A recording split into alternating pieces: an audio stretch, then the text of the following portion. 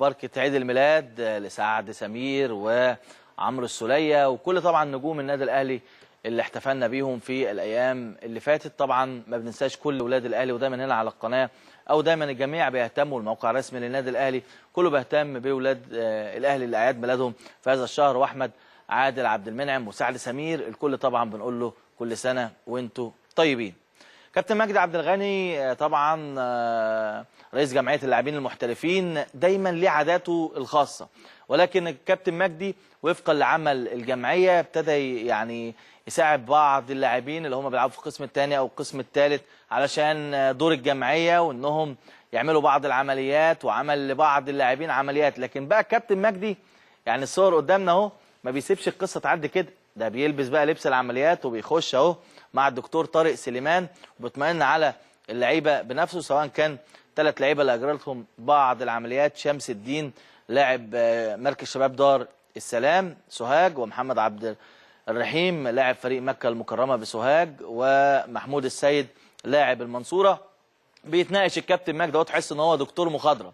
يعني الكابتن مجدي عبد الغني البلدوزر تلاقيه في كل حته، تحس ان هو بلدوزر.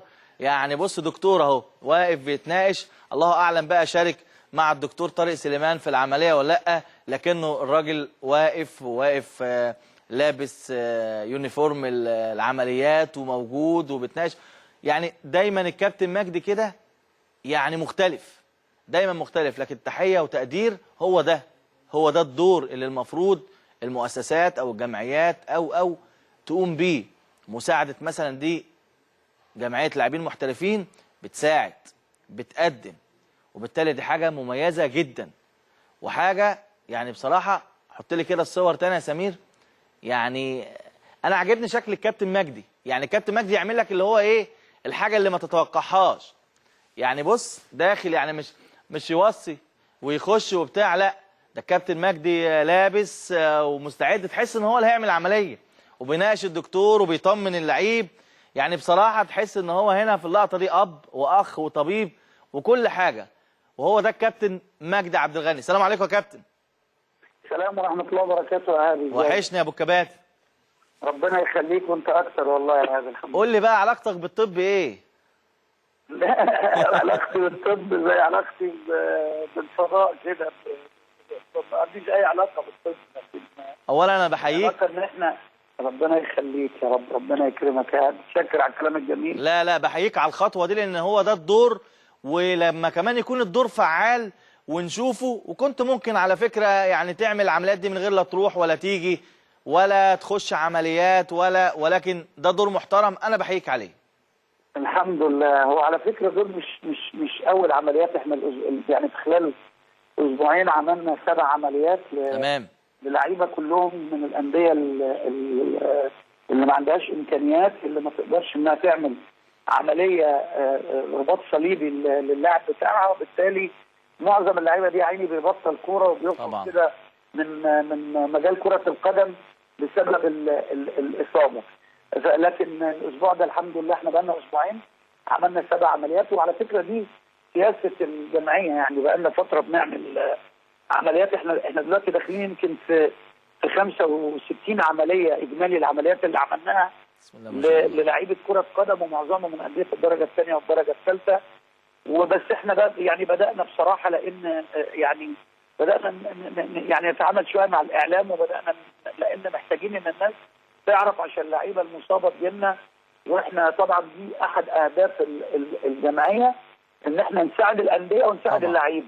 نساعد الانديه بان الانديه الغلبانه اللي ما تقدرش تعمل عمليات للعيبه، احنا ممكن نبقى ناخد دورها، وبالتالي يبقى حمينا اللعيب وساعدنا النادي، ويبقى دورنا في مجال كره القدم قدنا على اكمل وجه باذن الله ان شاء الله. يعني كابتن اصرارك على وجودك في غرفه العمليات والله كان شيء مهم جدا، عشان برضو اللعيب يبقى حاسس بالامان ومطمئن. واحنا معانا دكتور كبير طبعا، دكتور طارق سليمان طبعا.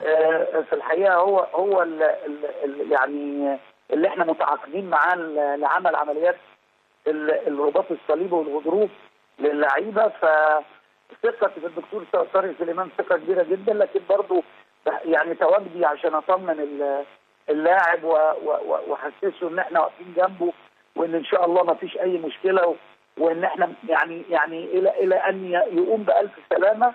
احنا متكفلين بيه وما عندناش ادنى مشكله يعني، الحمد لله. بحييك من جديد يا كابتن، ولو حابب بس تقول ربنا رساله. يخليك. انا بس عايز اتكلم فضل. على عدم تطبيق القانون في الاتحاد المصري لكره القدم، واصرارهم على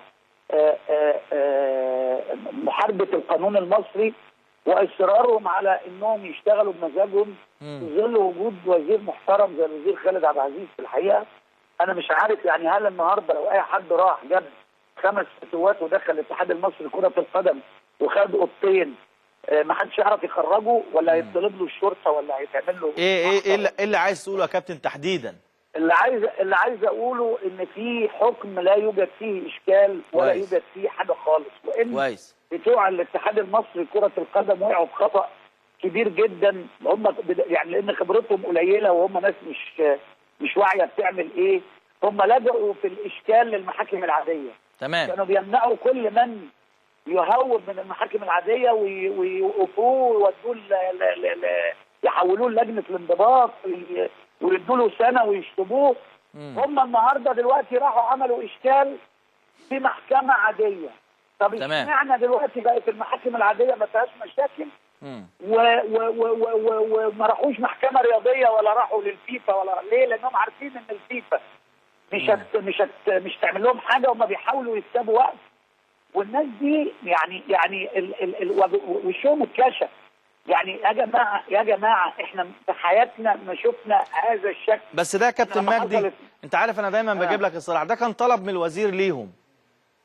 ما هو الوزير وقعهم في يعني ده يعني حتى لو ده كان طلب من الوزير.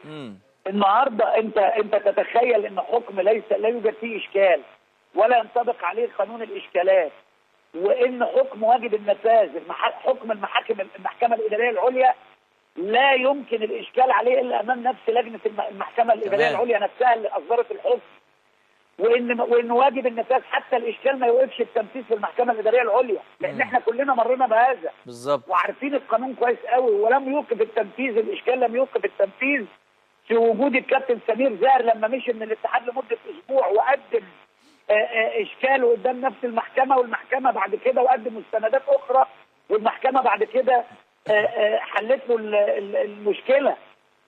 انت واخد بالك؟ واصدرت حكم لصالحه فرجع الاتحاد. عندنا يعني ظواهر كثيره، وعندنا سابقات كثيره جدا في هذا الموضوع.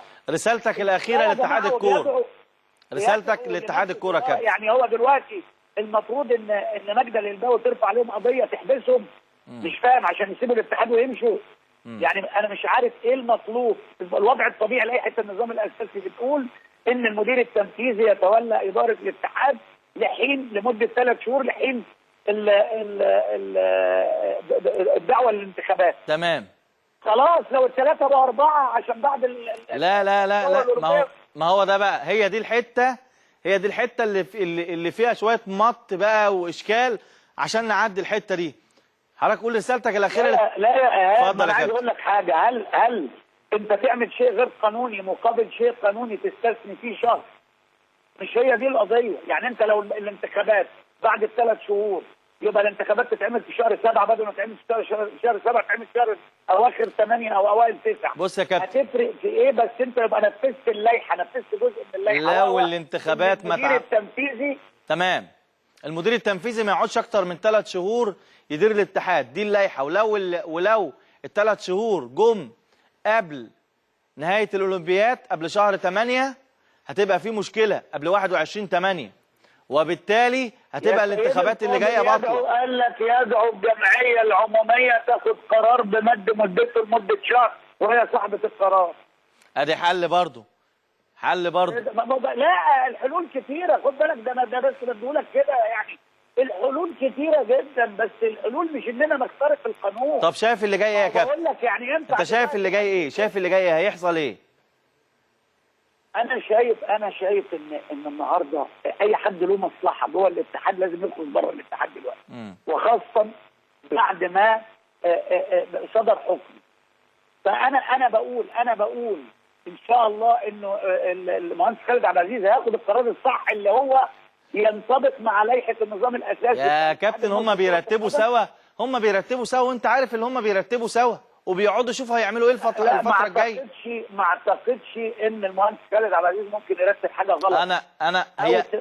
هي مش غلط، والا هيفقد مصداقيه كبيره جدا جدا جدا في الشارع المصري، وهتبقى مشكله هو في غنى عنها. انا بقول لحضرتك ان الترتيب بين اتحاد الكوره وبين الوزير في الاجراءات اللي جايه، وان اتحاد الكوره ما عملش الاشكال غير بناء على توصيات الوزير. عندي ملاحظات كتيره جدا ان مع الوزير في ناس داخله الانتخابات اللي جايه بتروح وبتطلب منه دعم للانديه وبتاع. اذا كان مع الوزير فاتحها يبقى كلنا نروح ونطلب الدعم ويدينا الدعم للانديه بس كده، عشان ما يبقاش يختص حد بس كده تاني. لا، مين بقى اللي بيروح؟ مين اللي بيروح يطلب دعم؟